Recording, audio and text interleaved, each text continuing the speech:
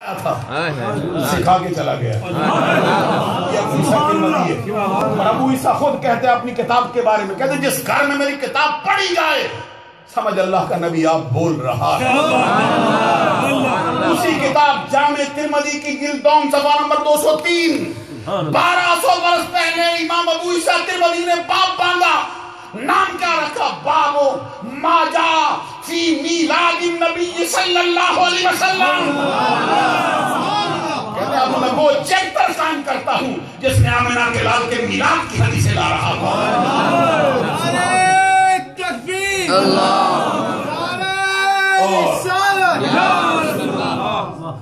اور اس کے تحت پر 2 حدیثیں نقل کی۔ یہاں ایک بات میرے ذہن میں آتی ہے، حضرات غور فرماؤ گے، دنیا کی کوئی اسلامی یونیورسٹی ایسی نہیں شیعوں کے طبقوں کو چھوڑ کے، دیوبندیوں کی ہو، اہل حدیثوں کی ہو، جماعت اسلامی کی ہو، الازہر کی ہو، مدینہ شریف کی ہو، مکہ شریف کی ہو، دارالعلوم دیوبند کا مسئلہ ہو، یہ سہارنپور کے مدارس کا مسئلہ ہو، یہ منصورے کا مسئلہ ہو، کوئی مدرسہ ایسا نہیں جس میں یہ کتاب شامل نصاب نہ ہو۔ توجہ تو کرو نا میری بات کی، پوری اسلامی یونیورسٹیوں میں یہ کتاب شامل میں نصاب میں شامل ہے، مرکزی اہمیت کی حامل ہے یہ کتاب۔ ہم کہتے ہیں جب ان کا استاد وہاں پڑھائے اس چیپٹر کا کیا کرے گا؟ مفتی معیار خان گجراتی کا ایک جملہ مجھے یاد آتا ہے جو نور العرفان میں حاشیے میں لکھتے ہیں، تفسیر جو انہوں نے لکھی ہے، وہ کہتے ہیں میلاد سے بھاگ کے کدھر جائے گا؟ بھاگنا کہاں جائے گا؟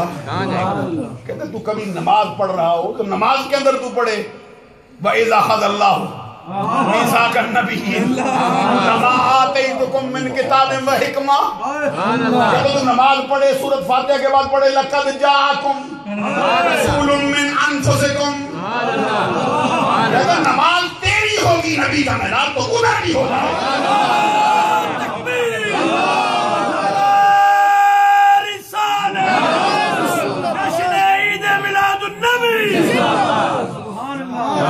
کرنا چاہتے ہیں اور اس کے تحت 2 حدیثیں لائے۔ امام ابو عیسیٰ ترمذی 2 حدیثیں نقل کرتے ہیں اس کے تحت، اور اس کے بعد ایک اور چیپٹر قائم کیا۔ اس کے اندر جو پہلی حدیث لکھی ہے حضرت ابو موسیٰ اشعری کی روایت سے، میرا دل چاہتا ہے میں آپ کو سناؤں، دونوں مجھے یاد ہے اللہ کے کرم سے، سند بھی ان کی یاد ہے۔ سبحان اللہ کہو بلند آواز۔ یہ جو میں سنانے لگا حضرت ابو موسیٰ اشعری رضی اللہ تعالیٰ عنہ روایت کرتے ہیں، کہتے ہیں کہ نبی اکرم صلی اللہ علیہ وسلم بچپن کے زمانے میں حضرت علی شیر خدا رضی اللہ تعالیٰ عنہ کے والد کی معیت میں ملک شام کے سفر کے لیے گئے تھے، اور چلتے چلتے ایک مقام پہ پڑاؤ فرمایا تھا۔ وہاں پہ کیا تھا؟ عیسائی راہب کا کلیسا تھا جس کے دامن میں اترے تھے۔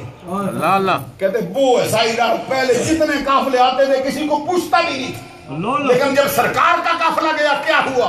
حدیث کے الفاظ سنو، حتی جا، چلتا ہوا آیا، حتی جا فاخذ بید رسول اللہ صلی اللہ علیہ وسلم فقال ھذا سید العالمین وھذا رسول رب العالمین۔ تین باتیں نعرہ رسالت، سرکار کی آمد، دلدار کی آمد، دلدار کی آمد، سونے کی آمد۔ اس نے سرکار کا سیدھا آیا، نہ اس نے دائیں دیکھا نہ بائیں دیکھا، نہ کسی سے کوئی کلام کیا، سیدھا آیا سرکار کی کلائی پکڑ، اور کلائی پکڑ کے کیا کہتا ہے؟ ھذا سید العالمین، یہ بچہ معمولی نہیں ہے، یہ سارے زمانے کا سید ہے اور سردار۔ پھر اس نے کہا ھذا رسول رب العالمین، رب العالمین کے رسول ہیں۔ ہم اتنا عرض کرنا چاہتے ہیں کہ اگر سرکار اس وقت رسول تھے نہیں، مانا کیوں؟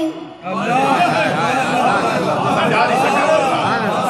کا یہ نظریہ ہے کہ 40 سال کے بعد ہوئے، تو یہ کہتے ہیں کہ عالم ارواح کا مسئلہ اور ہے، انسان کا مسئلہ اور ہے۔ ہم کہتے ہیں کسی نبی کو یہ جائز نہیں کہ وہ اس میں پسند نہ ہو پھر مانے کے مجھ میں۔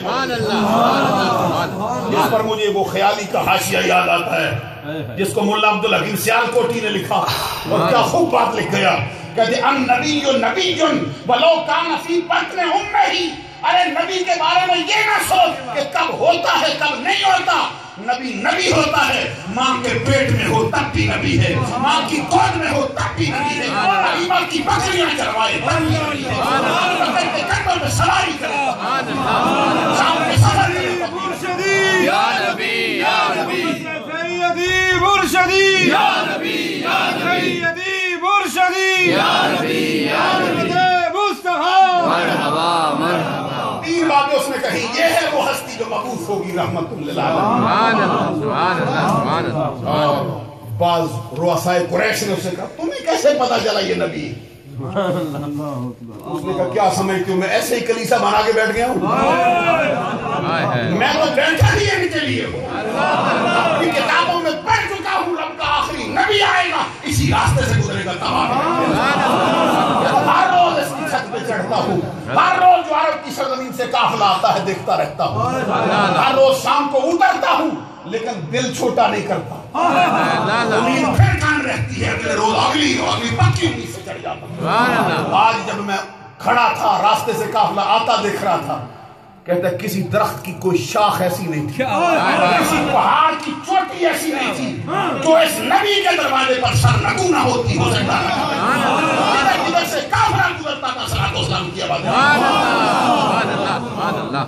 پھر اس نے کہا ایک نشانی ہے، کہتا میں سمجھ گیا کہ یہ شان سچے نبی، پھر آگے کہتے ہیں ایک اور نشانی بھی میرے پاس، وہ کیا میں نے تو ابھی تک اس کو دیکھا بھی نہیں ہے تمہارے پاس ہے، کہتے ہیں اس کا قمیص اٹھاؤ، اس کی پشت مبارک دیکھو، دونوں کندھوں کے درمیان نبوت کی مہر نہ لگی ہو، پھر کہنا اور میلاد کس کا نام ہوتا ہے؟ سرکار کا لڑکپن ہے، شباب ہے، بچپن ہے، جوانی ہے، اور مجھے امام نسائی کی امام ابو عبد الرحمن احمد بن شعیب بن علی بن بحر النسائی ان کی سنن سے جلد دوم صفحہ 310 سے وہ حدیث بھی یاد آتی ہے جس کی روایت خود حضرت امیر معاویہ رضی اللہ تعالیٰ نے فرمائی۔ اور کس کو سنایا ہے؟ حضرت ابو سعید خدری کو۔ ذرا غور کرنا، حضرت ابو سعید خدری خود محب اہل بیت ہے کوئی نہ، تو محب اہل بیت ہو کر جس امام امیر معاویہ سے جولی پھیلا کر حدیث کی خیرات لیتا ہے، اگر وہ اہل بیت کا محب نہ ہوتا تو پھر کیوں لیتا ہے؟